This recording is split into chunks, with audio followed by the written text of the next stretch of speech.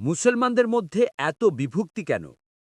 আসসালামু আলাইকুম ওয়া রাহমাতুল্লাহি ওয়া বারাকাতুহু। সমস্ত প্রশংসা মহান আল্লাহ তাআলার জন্য। অগণিত দরুদ ও সালাম প্রেরিত হোক আমাদের প্রিয় নবী মুহাম্মদ সাল্লাল্লাহু আলাইহি ওয়াসাল্লামের উপর, যিনি উম্মাকে একতার দাওয়াত দিয়েছেন এবং বিভক্তি থেকে বাঁচতে নির্দেশ দিয়েছেন। আজকের উম্মার সবচেয়ে বড় সমস্যাগুলোর একটি হলো বিভক্তি। কেউ সালাফি, কেউ সুন্নি, কেউ সুফি, কেউ হানাফি, কেউ আহলে হাদিস, আবার কেউ বিভিন্ন রাজনৈতিক দল বা গ্রুপ। অনেকে প্রশ্ন করেন, ইসলাম কি বিভক্তির ধর্ম? স্পষ্ট উত্তর, না। ইসলাম এক, উম্মা এক। বিভক্তি এসেছে মুসলমানদের ভুলের কারণে। ১. জ্ঞানহীনতা বিভক্তির সবচেয়ে বড় কারণ। আল্লাহ বলেন, মানুষের মধ্যে কেহ কেহ আল্লাহ সম্বন্ধে বিতণ্ডা করে, তাদের না আছে জ্ঞান, না আছে পথ নির্দেশক, আর না আছে কোনো দীপ্তিমান কিতাব। সূরা হজ, আয়াত ৮।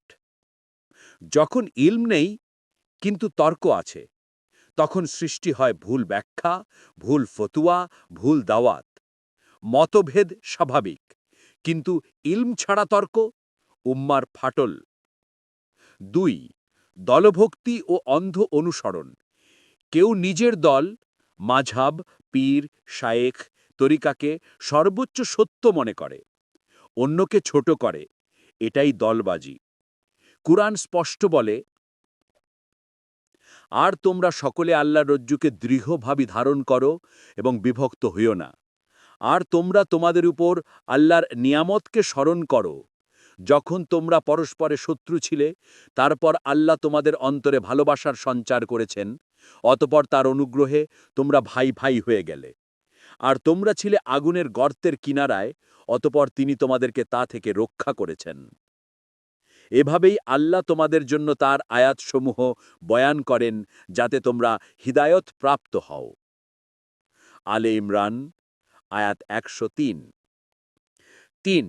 রাজনৈতিক স্বার্থ ও নেতৃত্বের লোভ। ইতিহাসে বহু গ্রুপের জন্ম হয়েছে রাজনীতির কারণে, ইসলামের কারণে নয়। যেখানে ক্ষমতা, সেখানে বিভাজন। ৪. মাঝহাবকে দল বানিয়ে ফেলা। ৪ মাঝহাবই কুরআন সুন্নাহ ভিত্তিক। এগুলো পদ্ধতি, দল নয়। কিন্তু মানুষ দল বানিয়ে যুদ্ধ করে, এটাই ফিতনা। ৫. শয়তানের প্রভাব। রসুল সাল্লাল্লাহু আলাইহি ওয়াসাল্লাম বলেছেন, শয়তান ঐক্য ভাঙতে চায়। মুসলিম। শয়তান আমাদের মাঝে অহংকার ঢুকিয়ে দেয়, আমারটাই ঠিক, অন্যরা ভুল। ৬. সহনশীলতার অভাব। নবীর শিষ্টাচার ছিল সবচেয়ে কোমল, কিন্তু আজ আমরা অল্পতেই রাগ করি, ফোরাক করি, তাকফির করি। ইসলাম শিখিয়েছে, আখলাক ছাড়া দাওয়াত অপূর্ণ। ৭. কুরআন সুন্নাহ আংশিক অনুসরণ। যখন কেউ শুধু কুরআন নেবে, হাদিস ছেড়ে দেবে, বা শুধু হাদিস নেবে, আলেমদের ব্যাখ্যা ছাড়বে, তখন জন্ম নেয় বিভক্তি। সমাধান, কিভাবে উম্মাহ এক হবে? ১. কুরআন সুন্নাহকে একমাত্র মানদণ্ড করা। ২. ভিন্ন মতকে সম্মান করা। ৩. দলবাজি ত্যাগ করা। ৪.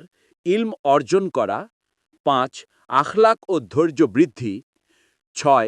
মূল বিষয়ে ঐক্য, ফরাই বিষয়ে সৌন্দর্য। শেষ কথা, ইসলাম উম্মাকে এক করেছে।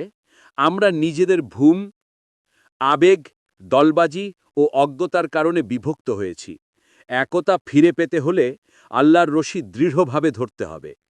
আল্লাহ তাআলা আমাদেরকে কুরআন সুন্নাহর উপর দৃঢ় থাকার তৌফিক দান করুন।